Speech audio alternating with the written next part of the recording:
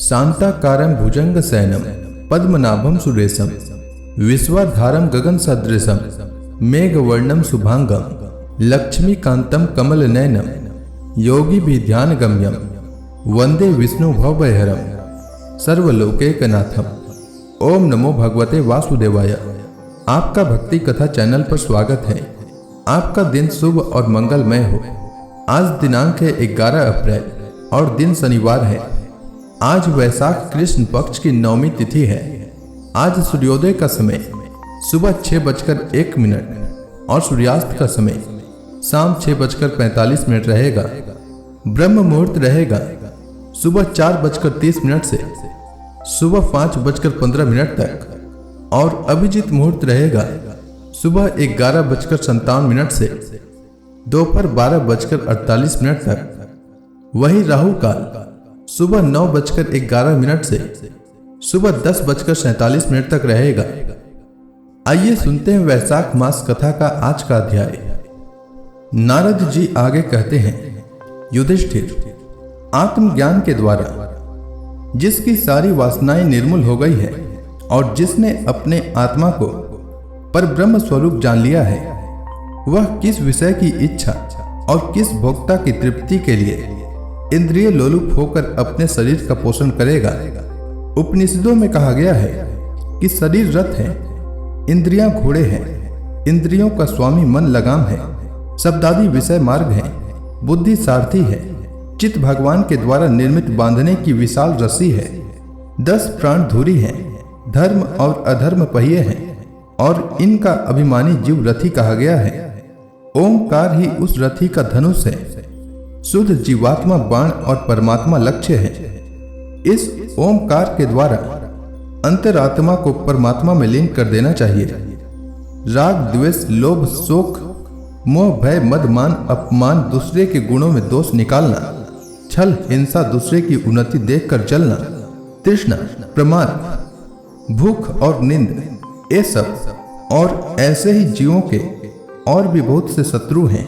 उनमें रजोगुण और तमोगुण प्रधान वृत्तियां अधिक हैं। कहीं कहीं कोई कोई सत्व गुण प्रधान ही होती है।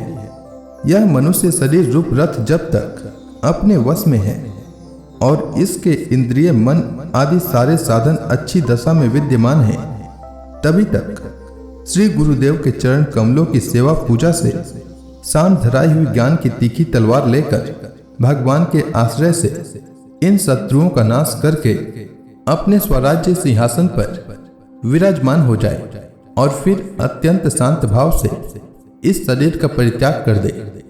नहीं तो तनिक भी प्रमाद हो जाने पर ये इंद्रिय रूप दुष्ट घोड़े और उनसे मित्रता रखने वाला बुद्धि रूप सारथी रथ के स्वामी जीव को उल्टे रास्ते ले जाकर विषय रूपी लुटेरों के हाथों में डाल देंगे।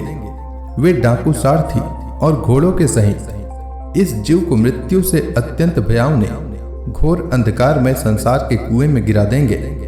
वैदिक कर्म 2 प्रकार के हैं। एक तो वे जो वृत्तियों को उनके विषयों की ओर ले जाते हैं, वे प्रवृत्ति परक, और दूसरे वे जो वृत्तियों को उनके विषयों की ओर से लौटाकर शांत और आत्म साक्षात्कार के योग्य बना देते हैं, वे निवृत्ति परक।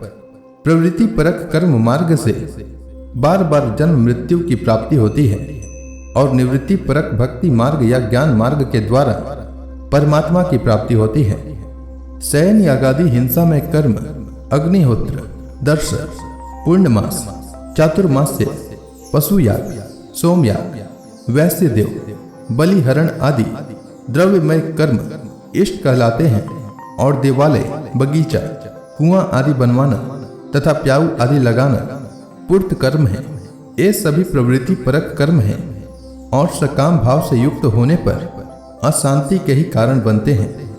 प्रवृत्ति परायण पुरुष मरने पर चरु पुरोडास आदि यज्ञ संबंधी द्रव्यों के सूक्ष्म भाग से बना हुआ शरीर धारण कर धूमाभिमानी देवताओं के पास जाता है। फिर क्रमशः रात्रि, कृष्ण पक्ष और दक्षिणायन के अभिमानी देवताओं के पास जाकर चंद्रलोक में पहुंचता है। वहां से भोग समाप्त होने पर अमावस्या के चंद्रमा के समान क्षीण होकर वृष्टि द्वारा क्रमशः औषधि, लता, अन्न और वीर्य के रूप में परिणत होकर पितृयान मार्ग से पुनः संसार में ही जन्म लेता है। युधिष्ठिर, गर्भाधान से लेकर अंत्येष्टि पर्यंत संपूर्ण संस्कार जिनके होते हैं उनको द्विज कहते हैं।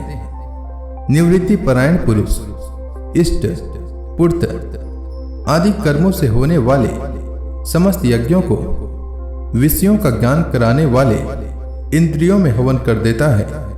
इंद्रियों को दर्शनादि संकल्प रूप मन में, वैकारिक मन को परावाणी में और परावाणी को वर्ण समुदाय में, वर्ण समुदाय को अ उ म इन 3 स्वरों के रूप में रहने वाले ओमकार में, ओमकार को बिंदु में, बिंदु को नाद में, नाद को सूत्रात्मा रूप प्राण में तथा प्राण को ब्रह्म में लीन कर देता है। वह निवृत्ति निष्ठ ज्ञानी क्रमशः अग्नि, सूर्य, दिन, सायंकाल, शुक्ल पक्ष, पूर्णमासी और उत्तरायण के अभिमानी देवताओं के पास जाकर ब्रह्मलोक में पहुंचता है और वहां के भोग समाप्त होने पर वह स्थूलोपाधिक विश्व अपनी स्थूल उपाधि को सूक्ष्म में लीन करके सूक्ष्मोपाधिक तेजस हो जाता है। फिर सूक्ष्म उपाधि को कारण में लय करके कारणोपाधिक प्राज्ञ रूप से स्थित हो जाता है। फिर सबके साक्षी रूप से सर्वत्र अनुगत होने के कारण साक्षी के ही स्वरूप में कारणोपाधि का लय करके तुरीय रूप से स्थित होता है। इस प्रकार दृश्यों का लय हो जाने पर वह शुद्ध आत्मा रह जाता है। यही मोक्ष पद है। इसे देवयान मार्ग कहते हैं।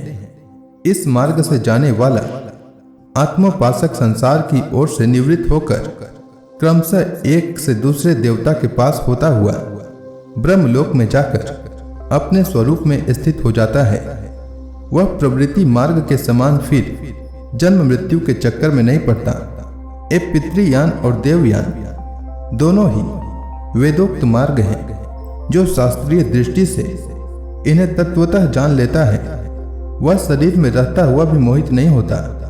तो इसी के साथ यह अध्याय समाप्त हुआ। तो प्रेम से बोलिए विष्णु भगवान की जय, समस्त देवी देवताओं की जय।